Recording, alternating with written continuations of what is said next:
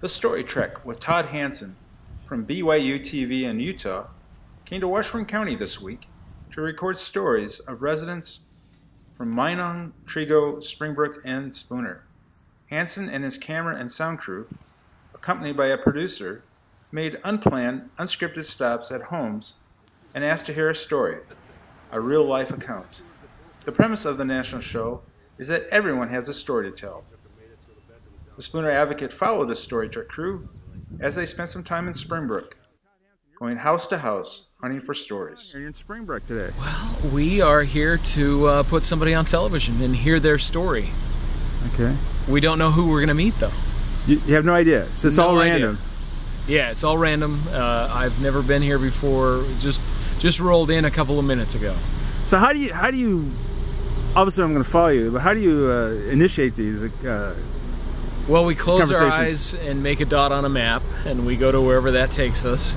Okay. And then, so we're here in town, and what we'll do, since it's such a tiny little place, we have a little spinner. We'll spin it, okay.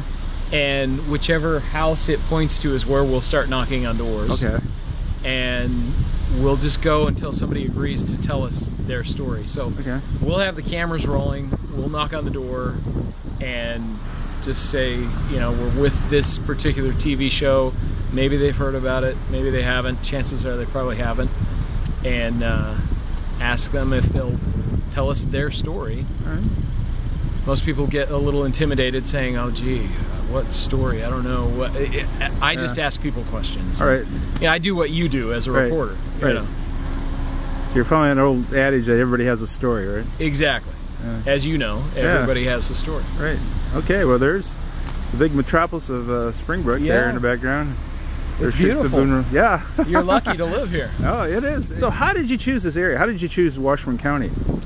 Well, how it works for this season, I have 4 daughters, and I got them involved. I had them pull states out of a hat.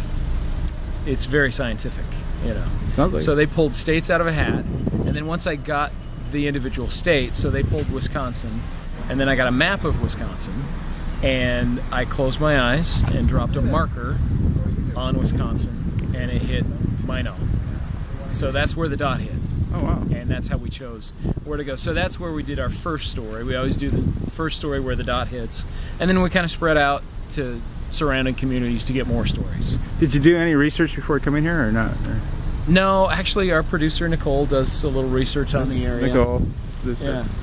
And I go in sort of blind. Okay. You know, I know a little bit about Wisconsin, but I know nothing about Springbrook or Trigo or Minong. Sure.